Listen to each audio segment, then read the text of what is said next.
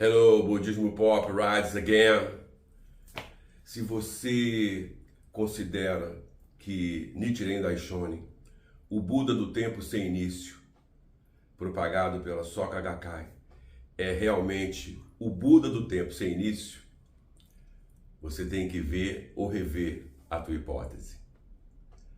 Desce a vinheta aí, Brad.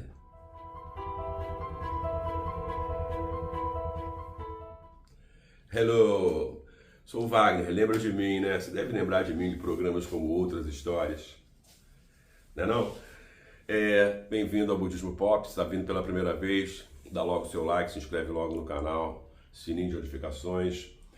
Fica até o fim para mostrar nossa relevância para o YouTube, compartilha com os amigos, a caminho de 11 mil Budas. Bicho, 2025 com tudo.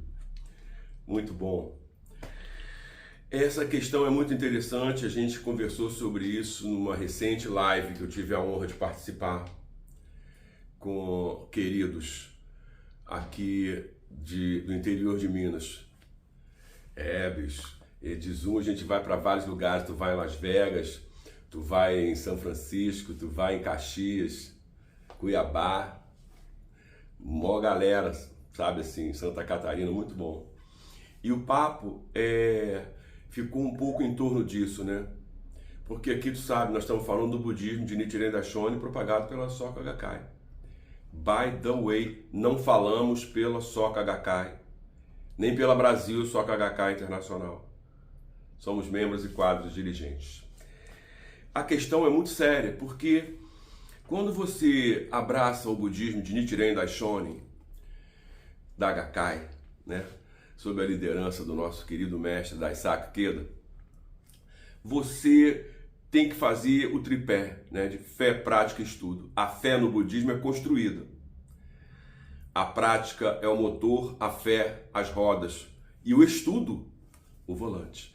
Então, esse tripé é o que põe você para compreender e se valer desse conhecimento filosófico trimilenar.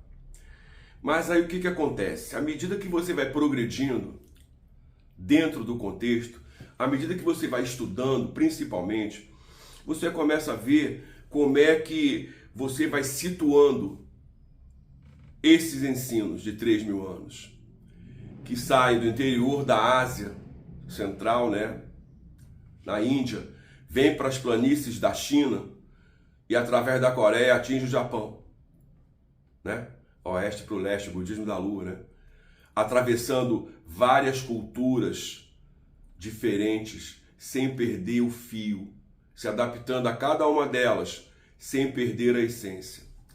E aí, você estudando, vai descobrindo quem são essas pessoas.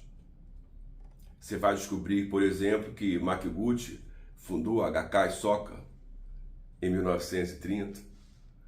Você vai descobrir que Sakyamuni foi o homem que lançou, né, o budismo ao mundo. Não é isso? Pois é. A gente sabe isso, isso é histórico, né? Mas, ao aprofundar-se no estudo, você descobre que o Buda original é que é o centro das observações. Por quê? Porque Nichiren Daishonin foi o homem que resgatou a lei de Nam-myoho Renge-kyo, praticamente perdida no início da Era de Mapo, também conhecido como Últimos Dias da Lei. Bicho. No quarto período de 500 anos após o Nirvana de Sakyamuni, começaram os últimos dias da lei, os dias que vivemos hoje.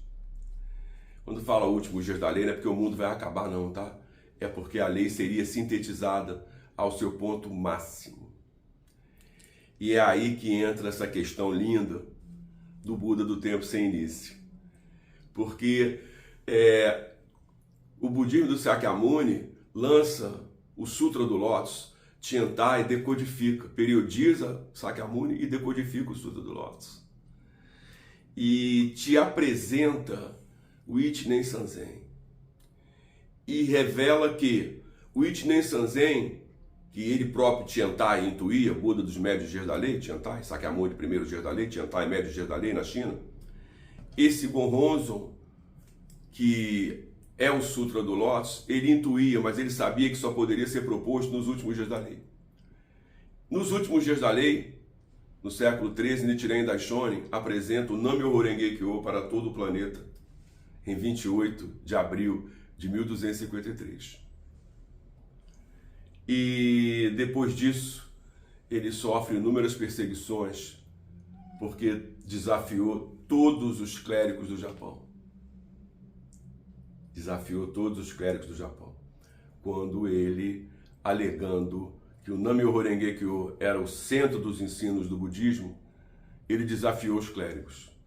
Se não sabiam, não podem ser conselheiros do Shogun. Se sabiam, também não podem ser conselheiros do Shogun, porque sabiam e não revelaram. Então, ou são ignorantes, ou são de má fé. E a partir daí, a vida dele, ao invés de ganhar um mosteiro, para o qual havia se graduado, apresentando o Nam-myoho Renge Kyo, ele ganhou perseguições, tentativas de morte, tentativas de assassinato, exílios, etc. Num desses exílios, na ilha de Sado, entre 1271 e 74, ele revelou o Gohonzon em termos de pessoa. Já havia revelado o Gohonzon, objeto de devoção para observação da própria mente, em termos teóricos. Um pergaminho com o Gohonzon inscrito. Passando pelo exílio em Sado, ele, no Abertura dos Olhos, famoso Kaimokusho, que não é um Gosho, é um tratado, ele revela que ele é o Buda. Revela que ele é o Buda do tempo sem início. O homem que Sakyamuni havia avaliado que chegaria para sintetizar a lei. Nam-myoho Renge Kyo sintetiza os 84.000 ensinos do Sakyamuni, toda a obra do Tiantai, numa única frase.